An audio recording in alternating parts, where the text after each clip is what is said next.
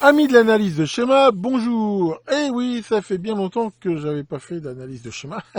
Et aujourd'hui, je vais vous en montrer un qui m'a semblé digne d'intérêt, qui m'a été envoyé par Bruno, que je remercie. Alors c'est quoi? C'est le schéma d'une alimentation symétrique. Il y a une alimentation qui va donner du plus 15, moins 15.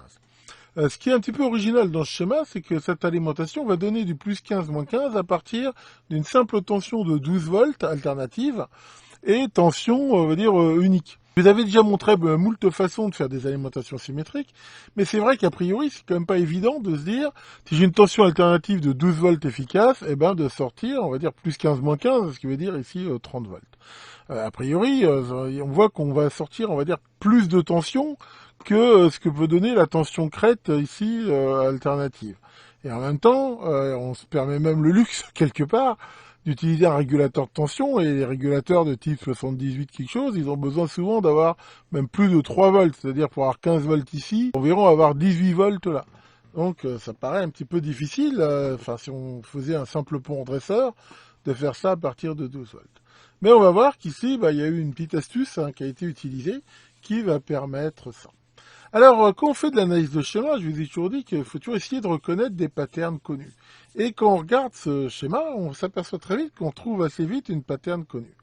Et c'est quoi cette pattern? Eh ben, c'est une pattern d'un doubleur de tension très connu qui s'appelle Schenkel et que je vous ai montré ici. Alors, pour info, j'ai pris ce schéma-là sur l'excellent site Sonelec, qui a fait toute une page sur les multiplicateurs de tension.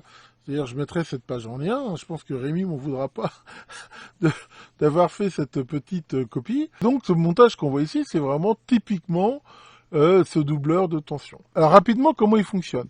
Eh ben, pour comprendre, il suffit de se dire, voilà, qu'est-ce qui se passe déjà quand on le met en route, quand l'alternance est positive. C'est-à-dire que à cet endroit-là, il y a une tension positive par rapport à là. Eh bien, qu'est-ce qui se passe? On voit que la tension positive, elle peut passer comment? À cause de la diode là, elle peut passer via C1, D2 et C2. Alors, ce qui se passe, comme le condensateur ici est déchargé, il se comporte un peu comme un court-circuit, donc il va lui-même se charger un petit peu et en même temps passer via D2 et charger ici le condensateur C2, donc à la tension à peu près, si ça dure assez longtemps, maximum qu'on peut avoir ici. Après, l'alternance va s'inverser. Donc quand elle va s'inverser, ça va devenir positif ici et négatif là.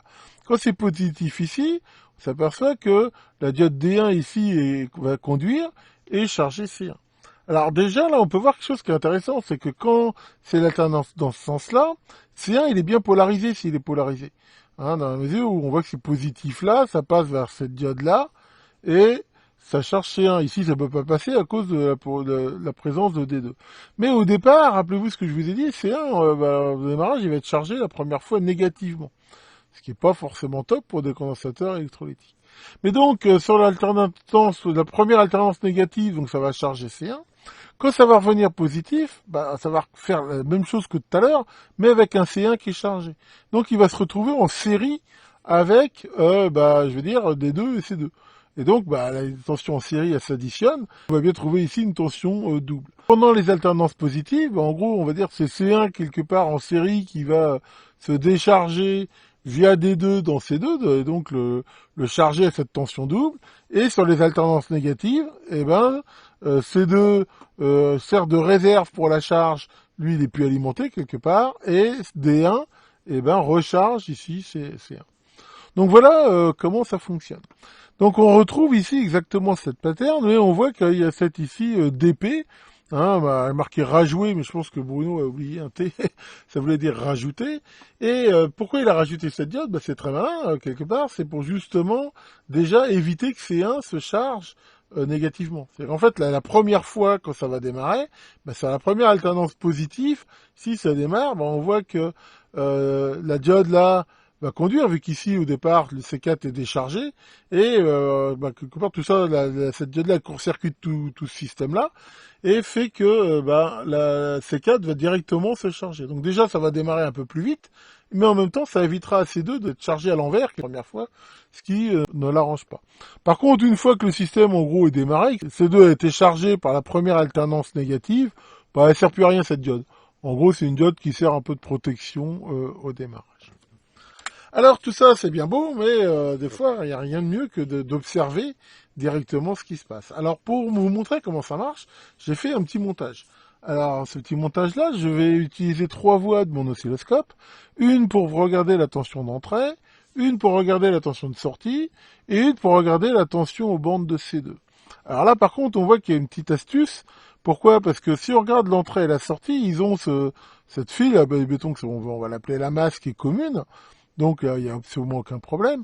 Mais pour mesurer la tension bande de C2, C2 est commun avec rien du tout. Donc si je mets ici une sonde d'oscilloscope directement, comme toutes les masses sont reliées, je vais court-circuiter l'entrée, ça va pas le faire. Donc là, je vais utiliser une sonde différentielle, mais alors non pas la sonde différentielle que je vous avais déjà montré, qui était faite pour mesurer plutôt des hautes tensions, genre le secteur et ainsi de suite. Ici, je vais utiliser une autre sonde différentielle, mais qui, elle, va marcher en basse tension. Là, j'ai utilisé un de mes tiroirs Tektronix, qui fait ça très bien, et qui donc me transformera la tension ici aux bandes de C2 dans une tension qui est bien référencée par rapport à la masse, et qui va marcher. Donc, je résume. La voie jaune, ce sera la tension d'entrée. La voie verte, la tension de sortie. La voie orange, la tension aux bornes de C2. Alors, regardons ça. Voilà, donc j'ai fait le montage vite fait sur une breadboard et comme je l'ai dit, pour pouvoir mesurer la tension aux bornes du condensateur C2, vu qu'il n'est pas référencé à la masse, j'utilise ici donc un amplificateur différentiel qui me permet de visualiser la tension aux bornes sans être référencé à la masse et d'avoir une sortie qui, elle, ici, l'est. Pour commencer, on va faire un truc rigolo, je vais le faire marcher très lentement ce truc-là. Donc là, je ne vais pas lui mettre de charge en sortie et je vais le faire marcher à 0,1 Hz. Et ça va nous permettre de voir l'évolution et de voir un petit peu comment il démarre. Alors allons-y, donc là je redémarre le balayage et je mets en route le biniou. Et voilà, qu'est-ce qu'on voit ici? On voit la première alternance, et comme on peut le voir, et je l'ai expliqué, le condensateur là il est polarisé à l'envers au début, donc c'est pas très bon pour lui, mais par contre très vite, l'alternance ici est en négatif, pour le coup là il se charge à l'endroit, et on voit que dès le moment où il est chargé, la sortie, à chaque fois, ici, s'additionne bien avec la tension du condensateur. Et on peut voir que, voilà, elle monte progressivement au fur et à mesure que se charge le condensateur. Et voilà. Alors, pourquoi il ne se charge pas tout de suite d'un coup? Parce que à chaque fois, il n'y a pas assez d'énergie dans le condensateur ici pour pouvoir complètement charger le condensateur de sortie. Et donc, à chaque fois, ça rajoute un petit peu d'énergie, sachant que dans la mesure où là, comme je prends quasiment pas de courant à la sortie, l'ondulation qu'il y a en sortie est quasiment due, on va dire, à la fuite ici du condensateur. Donc là, on voit bien que la tension de sortie est supérieure à la tension crête d'entrée. Alors, elle monte pas super haut, mais encore une fois, il faut déjà lui laisser le temps ici de le faire. Alors maintenant, ce qu'on va voir, justement, pour voir le démarrage, on va le faire tourner, mais avec la fameuse diode qui a été rajoutée, et on va voir que la différence. On démarre avec la diode.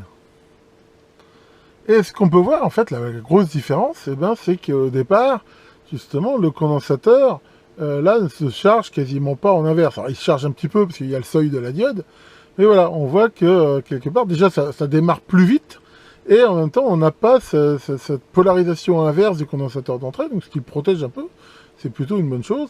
Et en même temps, voilà, on voit, on atteint quand même plus vite la tension de sortie.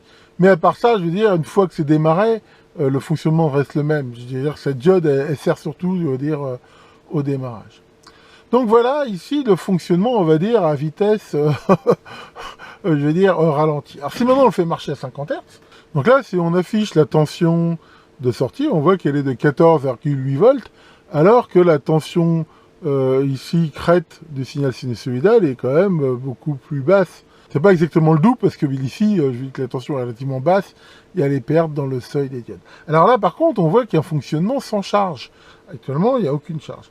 Donc là, si je mets une charge ici en mettant une résistance de 4,7 K à la sortie, allons-y tout de suite.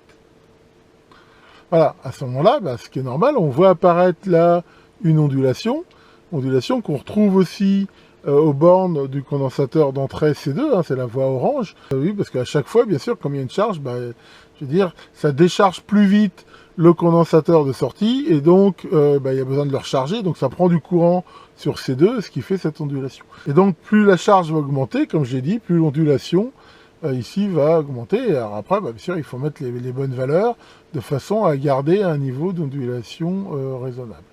Alors ici, on peut aussi regarder ce qui se passe quand il démarre, hein, en mode 50 Hz. Donc là, pour faire ça, il suffit de se mettre ici en mode single. Donc voilà, là par exemple, hein, en mode 50 Hz, là, si je le déclenche ici, bah, on revoit bien cette même séquence de démarrage. Comme on voit qu'il y a une charge, bah, dès le départ, en fait, il démarre normalement comme on l'a vu à vide, mais il va à bout d'un moment, il va arriver à son régime de croisière et ici d'ondulation, sachant encore une fois que, comme on peut le voir ici, là, voilà, hein, la fameuse diode bah, fait que là, la tension là n'est pas négative. Donc voilà, maintenant qu'on a vu un petit peu comment fonctionnait ce système de doublage, bah, on va pouvoir revenir à notre schéma. Donc on retrouve, comme je l'ai dit ici, le doubleur de Schenkel. Derrière a été rajouté ce filtre ici R1C6 qui sert à deux choses. En fait, ça fait un filtre RC, c'est-à-dire que ça va diminuer de façon assez notable l'ondulation. Et derrière, on attaque ce régulateur de tension, qui donc là va donner une tension de 15 volts stable. Ici, en entrée, on a 12 volts, mais attention, hein, c'est des volts efficaces. Pour avoir la tension crête, il faut le multiplier par racine de 2, hein, environ 1,41. On peut espérer avoir 16 volts crête. Donc si on multiplie par 2, eh ben, on a à peu près 33 volts. Bon, si on enlève les seuils des diodes, on va arriver aux alentours d'une tension aux alentours de 30 volts. Ici, donc, ce qui est largement suffisant, hein, dans la mesure où, comme j'ai dit, il faut avoir à peu près 18 volts là pour qu'il marche bien. Donc ce filtre ici, il va non seulement diminuer l'ondulation, mais en même temps, la résistance ici de 150 ohms va aussi, je vais dire, dissiper une partie de la puissance qui évitera au régulateur ici de trop chauffer. Donc voilà pour la partie positive, hein. Donc là, on a bien ici donc 15 volts. Donc maintenant pour la partie négative, on regarde que ça c'est exactement le même montage, mais on peut voir toutes les polarités sont inversées et ça fonctionne pareil mais de façon inverse. Alors ça explique aussi pourquoi justement ici on a utilisé un doubleur de Schenkel et pas un doubleur Latour par exemple, parce qu'on n'aurait pas pu avoir cette partie symétrique. Comme l'a très bien expliqué Rémi sur sa page, le doubleur de Schenkel, ici, il fait une ondulation à 50 Hz, alors que l'autre fait une ondulation comme un pont de Gretz à 100 Hz, qui est quand même a priori plus facile à filtrer. Mais ici, la tour, ça aurait été quand même moins pratique. Alors, parlons quand même en effet ici de cette ondulation. Quelle valeur d'ondulation on peut avoir? Je rappelle que l'ondulation, ici, ce qu'on appelle l'ondulation résiduelle, eh ben, c'est la variation de tension qu'on va avoir sur la tension continue. On retrouve ça aussi à la sortie d'un pont redresseur. Et cette ondulation, elle dépend de quoi? Elle dépend du courant consommé et en gros de la valeur des condensateurs. Ce qui se passe, c'est que là on voit que le condensateur il est chargé par l'alternance et en fait pendant tout le temps, comme je l'ai montré, de l'alternance négative, cette alternance négative sert à charger le condensateur d'entrée, mais pendant ce temps-là, c'est le condensateur de sortie qui, je veux dire, sert de réserve pour la charge. Alors dès qu'on met une charge, c'est pour ça que là on peut voir, c'est normal, il déchargera d'autant plus vite que la charge sera importante. Donc l'idée ici, c'est de mettre un condensateur avec des valeurs telles que la tension ne descende pas en dessous d'un certain seuil. Dans un cas standard, on voit typiquement qu'un régulateur, on voit qu'en entrée, il faut qu'il y ait au moins 18 volts pour qu'il fonctionne. Et ça veut dire que l'ondulation maximum qu'on peut autoriser ici, on va dire, c'est que ça ne descende jamais en dessous de 18 volts.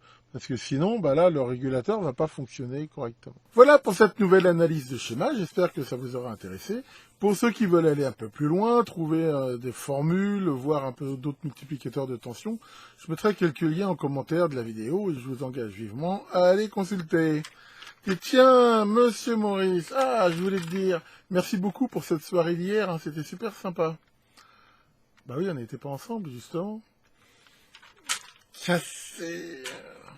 Bon, alors en ce moment, j'ai des journées assez chargées, on va dire. J'ai beaucoup de taf pro, plus après ça, beaucoup de trucs à faire perso. Donc, c'est pas tellement évident. Mais enfin, c'est pas grave, après tout, il faut mieux ça que de s'ennuyer. Le grand flash là, je vous fasse de belles étincelles et à très bientôt pour de nouvelles vidéos.